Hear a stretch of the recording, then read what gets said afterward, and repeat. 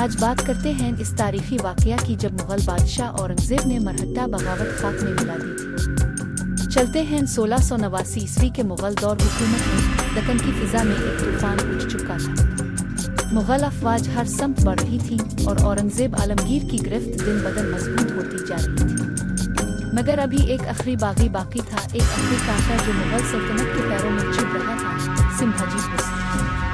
शिवाजी का बेटा मरहट्टा बगावत का वारिस मुगल सल्तनत का बदतरीन दुश्मन। वो समझता था कि वो हमेशा गोरीला जंग के हथकंडों से बच निकलेगा। आज से 8 बरस पहले भी इसकी बगावत को कुचला गया और उसने मुगल सल्तनत से वफादारी का ऐलान किया था। मगर अब वो दोबारा शोरिश फैला रहा है और मुगल बादशाहत के खिलाफ साजिश कर रहा है।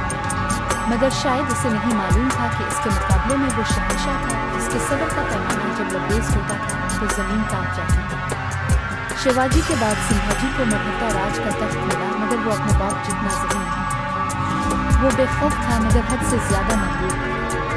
इसने औरंगजेब के खिलाफ मुसलसल बगावत की, मुगल फौजों पर हमले किए और यहाँ तक कि ब्रिटिशियों और दीगर मुगल दुश्मनों के साथ साजबाज करने लगा। इसने मुगल इलाकों पर चोरी छुपे हमले करके वहाँ की रियाया के माल और जान को नुकसान पहुँचाया। दिन बदन इसकी हरकतें बढ़ती ही जाती थी। ये सब औरंगजेब के इल्म में था। मुगल जासूस हर हरकत पर नजर रखे हुए थे। आलमगीर जानता था कि दुश्मन को गोरीला जंग में शिकस्त देना आसान नहीं, लेकिन औरंगजेब का मानना था कि अल्लाह की जमीन पर बगावत हमेशा के लिए कायम नहीं रह सकती। फरवरी का महीना था। संभाजी अपने सबसे करीबी साथी कवि कालश के साथ संगीशोर के जंगलात में छुपा बैठा था। वो समझता था कि मुगल फौजें इस तक नहीं पहुंच सकेंगी, लेकिन औरंगजेब ने खामोशी से हिकमत अमली तैयार कर ली थी। समझदार हुक्मरान ने जाल बिछा दिया था। सुल्तान ने अपने बेहतरीन सिपा सालारों को खुफिया हुक्म दिया, संभाजी को जिंदा गिरफ्तार करो। मैं चाहता हूँ कि मरहट्टा हुरूर मेरे दरबार में सर झुकाए खड़ा। एक सर्द रात में जब संभाजी और उसके साथी बेफिक्री से अपने खुफिया ठिकाने में आराम कर रहे थे, अचानक आसमान पर मशरूहे की रोशनी फैल गई। मुगल फौजों ने हर समत से घेर लिया। आवाज आई, हुक्म आलमगीरी है, कोई भी फरार न होने पाए। संभाजी हड़बड़ा कर उठा। इसने भागने की कोशिश की, मगर हर तरफ मुगल घोड़ सवारों का पहरा था। एक एक करके इसके सिपाहियों को गिरफ्तार किया जाने लगा। कुछ ने मुजाहमत की, मगर मुगल तलवारों के आगे ज्यादा देर न टूट सके। संभाजी ने आखिरी हरबा आजमाया। वो मुगल फौजियों को चकमा देकर जंगल से निकलने लगा, मगर यह हरबा भी नाकाम हुआ। थोड़े से ही फासले पर मौजूद मुगल घोड़सवारों ने इसे चारों तरफ से घेर लिया। एक मुगल सिपाही आगे बढ़ा, अपनी तलवार की नोक संभाजी की गर्दन पर रखते हुए बोला, बादशाह हिंद ने तुम्हें जिंदा मांगा है, तुम्हारी मांग।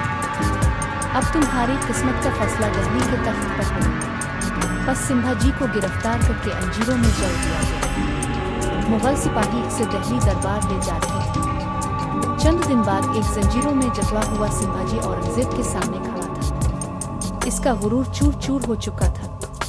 वो जो खुद को मुगलों के लिए सबसे बड़ा खतरा समझता था, आज एक बेबस कैदी की तरह दरबार में पेश था।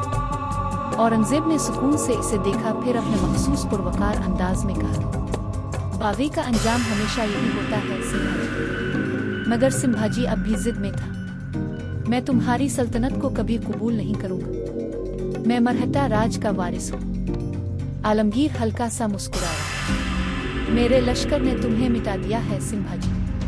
तुम्हारे कले अब मेरे ज़ेरे-नगी हैं। तुम्हारे साथी जान बचाने के लिए छप रहे हैं और तुम मेरे सामने जंजीरों में झक चुके हो। औरंगजेब को याद था कि आज से 8 साल पहले समेजी को मुआफी देने से कोई फायदा न हुआ था। बस हुक्म दिया गया, संभाजी को सनाम सजाए मौत दी जाए। 11 मार्च 1689 ईस्वी को संभाजी को फांसी दे दी गई। वही शख्स जो मुगलों को खत्म करने के ख्वाब देखता था, आज खुद तारीख के सफ़हात में एक नाकाम बगावत की अलामत बन गया।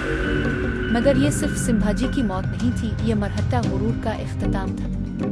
ये औरंगजेब आलमगीर का अदल था, वही अदल जिसने मुगल सल्तनत को मजीद मजबूत कर दिया, वही इंसाफ जिसने साबित कर दिया कि इस्लामी हुकूमत में बगावत करने वाला कभी कामयाब नहीं हो सकता। तो ये था आज का किस्सा।